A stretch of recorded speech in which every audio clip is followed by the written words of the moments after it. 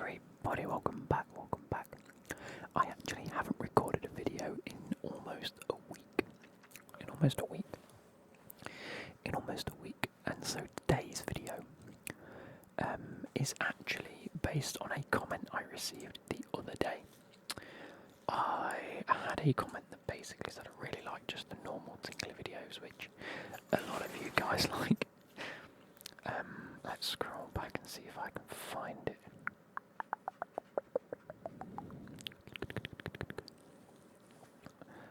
So this is from Abby WM1WX, who said, I see that you posted this, blah blah. I found the crinkles of your jacket super tingly as well. Any chance of a video where you incorporate that? Now, I've set the beanbag up for the dogs outside the room. And basically, they have been, I'll tell you a few stories. In today's video, I'll grab a quick drink of Pepsi, tell you a little bit of a story, but also try and make some sort of jacket scratching sounds, which is why I put the coat on in the first place.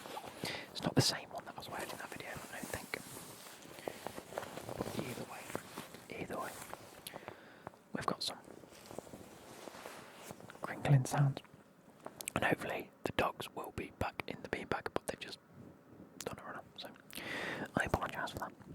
Now, let's get into it, let's grab a drink, sit down, relax, and enjoy today's video. Please like and subscribe. So, you won't be able to see it because I've got to sort of balance this on here to try and fill it up, but you can hear it, can't you? There we go.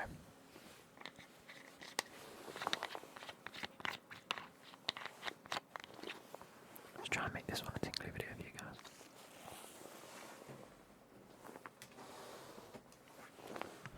And hopefully if I do this, you guys can hear it. So, I've got my drink. Can you hear it? Is it fizzling away? Let me wet my whistle. There we go. That's what they say. I need another haircut already. Look how long this is. I've had it cut for like a week, and look how long it's got already. Anyway, so today we decided to walk the dogs with basically Jasper's brother. And in the midst of all of it, I had to break up two dogs. That wasn't Jasper nor his brother. And I sort of got my thumb caught in a dog's duel. One might say I got bit by a dog, but really, it's like, I didn't mind it. And I was helping other dogs.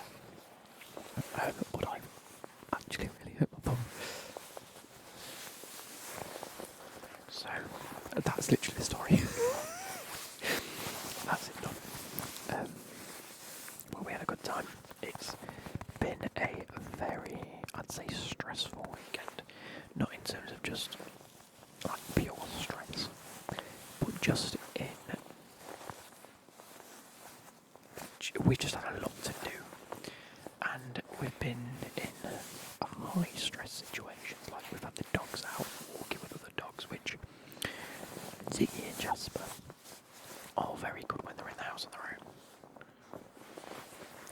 own. Meeting other dogs, not so great, so we were really just trying to socialise a lot, which then takes a lot out of us and the dogs, which is why they're usually knackered coming afternoon at the minute, because they are, they're just like, it's as stressful for us as it is for them, and they just get overworked and overhyped and come back and sleep. So they've been asleep all afternoon since I've been back, and I've been just sat chilling watching the Arsenal game. We might go through that. And so they've been asleep, so I thought it'd be a good time to record, and they've just woken up. Which is slightly annoying, isn't it?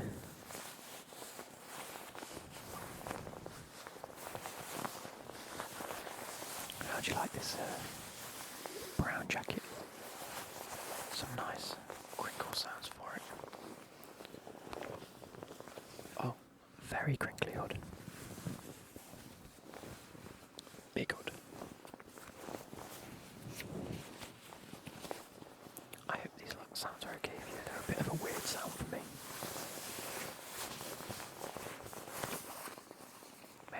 grab the other one in a moment's time. But yeah, I came back and watched the Arsenal-Man City match, where Arsenal absolutely blew Man City away. I know that a few people online were saying that Arsenal had a poor first half. As far as I'm concerned, they absolutely dominated the first half and just missed some real sitters. And then, although 1-0 up from early on, Man City then got back to 1-1, and I thought, hey, there we are, that's exactly what's going to happen. Arsenal now need to fight back, and they did. They absolutely blew them away. Miles Lewis-Skelly is really good. Like, I hate to say it as a Chelsea fan, but he's just very, very good. He's just very, very good, isn't he? There's no doubt in it. I think he's got some talent. I think, as bad as it is to say now, the hype around Rashford's really just dropped off. You've got your likes of your Fodens and your Palmers, but there needs to be someone new on the block. And I think between Morgan Rogers and Lewis-Skelly, Lewis-Skelly, and then we've got a couple of good people there. Gibbs White's been playing very well. What about Forest? Can we just point out? Let's have a drink to that. Woo. Forest 7-0 Brighton. Are you joking? Are you mad? Are you mad? I've just got a Snapchat. Is that anything important? No. So, yeah, I don't know if you can tell because my thumbs sort of died down a little bit. It was very swollen. My thumbs are usually a little bit like stubby. I don't know if you can tell, but this one just feels a bit mad. I don't know if you can see the bruise on my nail.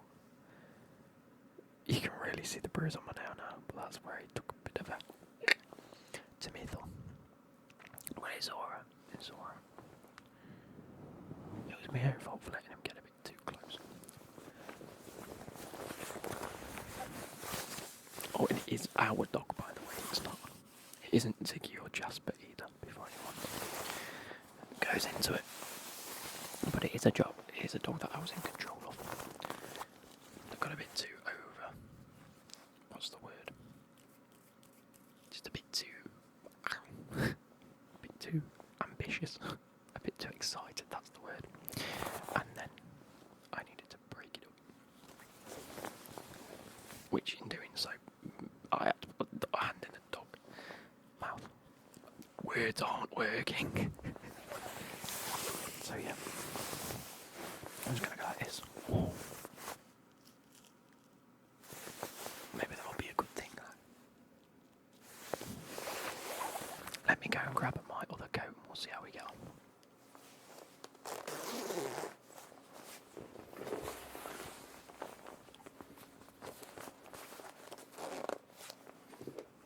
Here we go. Here we go. I'm in the Black Bush jacket.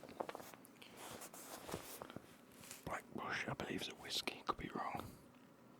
Might even be a golf thing. Well, it says triple distilled, so I'm assuming it's like a whiskey. I've got a proper itchy knuckle. I don't know if you can see it. Look at my knuckle. Why is that one so red? Bit strange. Anyway, this one's a bit more.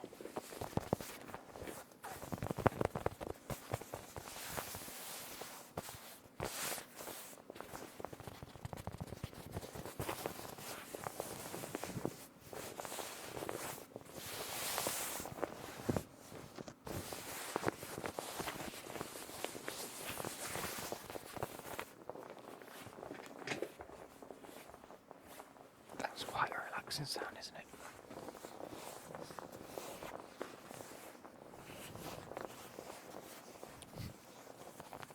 I can never take things like this seriously. That's why I don't typically do them, but I know you guys have been quite enjoying these types of videos recently.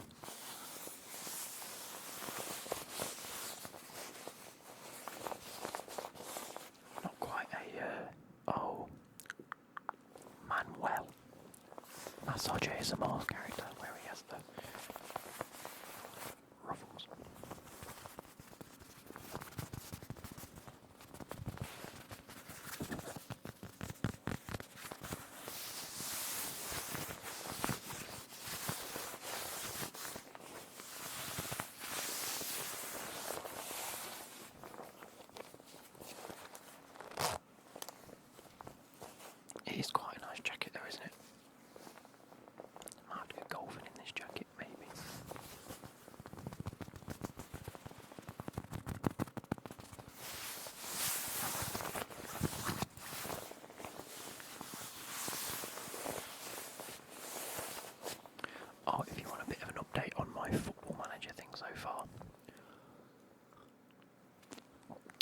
managed to win the Copa Libertadores with Gremio, which was good in my first season as well. So I think we joined halfway through a season, and they were in the Copa Sudamericana, and we lost in that game because they weren't very good.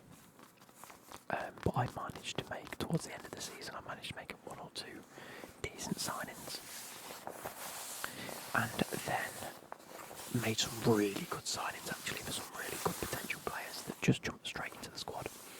And I think we won it quite easily. I don't think there was much of a struggle, if any at all, in it. I think I got, like, even in the semi-final we won quite a bit, but I'm sure I'll do a follow-up video in a couple of weeks' time. But we have taken the reins. Now we only have the two left to go. We have the North American Champions League, whatever that's called, the CONCACAF maybe, which I think incorporates Mexican teams as well, doesn't it? But also the actual Champions League itself. I was made aware of another one, the Hexagon Challenge, because the OFC Champions League also exists in Oceania, covering the 11 oceanic member nations: New Zealand, Tahiti, Papua New Guinea. I put, oh shit, didn't realise I might have to end on that one. And then someone else has put, understand what you're saying, but Oceania and them nations you listed are not major continents, hence why you need to win the Asian, African, North and South America and European Champions League, 5 in total. So I don't think we'll have to do it, but if I'm carrying on, and it depends if FM25 is going to be delayed any further, because we were meant to hear some news at the end of January, and people were waiting all of last week for it, but we didn't really get any news. We haven't heard anything this weekend. Maybe they're just waiting on a few things. But I have heard some rumblings that it's going to be even further delayed, but potentially cancelled, but we'll wait and see. But yes, so I have taken the reins of Man United. I took over, they had a job, and I was like, I've won with Gremio. I ended up actually resigning. I couldn't get a job. I couldn't really find anything, and I didn't want to continue into a season with the squad that I had because loads of contracts were up, and I just sort of left it in a bit of a shamble. And so I didn't want to continue, so I just resigned. I went, resign, waited for a few jobs, and I thought either something in America or something in England. I wanted the Chelsea job. Didn't come to fruition. About a week after I started the Man United job, the Chelsea job became available. Nightmare scenario. Didn't get it. I still applied for it. Went for an interview, and they said, actually, given the fact you just started, I don't think it's good for both parties. And I was like, yeah, fair play. But we have created. I really want to show you in part 2 the transfer ins and outs I've done, because I ended. So again, it was towards the end of a season, and the targets set by the club were, we don't care where you finish, because we understand we're towards the end of a season. What we care about is next season, which proved very true, because I kept losing games, and there was nothing I could do, and the squad was terrible. We have maybe 3 players at the club that were there last season. I think 35 outgoings and 15 incomings. So we have a roundabout squad. We have a number of youth players that I've promoted, including like a striker and a centre midfielder, that for some reason were just in the under-21s, even though they seem a lot better. And now we're winning games. So the aim of this season is to just get into the Champions League spot, qualify for it at the very least, let the players' potential come through, let the players get better, and hopefully the season after this one that I'm in now, we can challenge for a Champions League. I think it's going to be tough though. But basically, I think I was about £240 million in debt, the club was. No, sorry, 120 million in debt it was. 32 outgoings, we are now 120 million positive. So we've made £240 million, and I didn't realise Man United only give you 30% of the transfer revenue, which made for a bit of an ordeal because I sold all the more expensive, better players, and I've cashed in on a lot, and I think the wage budget has helped, because now I've bought a load of young players that, yes, were expensive transfer-wise, but the wages are a lot low, because I was like, oh my god, I've only got 2 million left and I haven't got any players. And then I realised there was like 1.2 million a week in wages. I was like, slide that across. Oh look, I've got 70 odd million to spend. There we go. I've kept a goalkeeper, I've sold Onana. I've kept Mason Mount and Marcus Rashford. I think are the two players that I've kept. Ulysses Jimenez, he was at the club, I've kept him. Diego Dallo kept. Just because it was, I find it dead hard to get wing backs anyway. A guy called Zape, he was already a left back still at the club, so I've kept him. I think the defence is all the centre defenders have gone, bar one, but he's like my last choice. I've brought over a guy called Montero that I had at Gremio. I brought over my striker Julian Rodriguez from Gremio because he has a massive potential. He's absolutely quality, he just scores goals. But yeah, also, I think Cole Palmer was at Brentford in my save. Cole Palmer was at Brentford, there's some weird signings.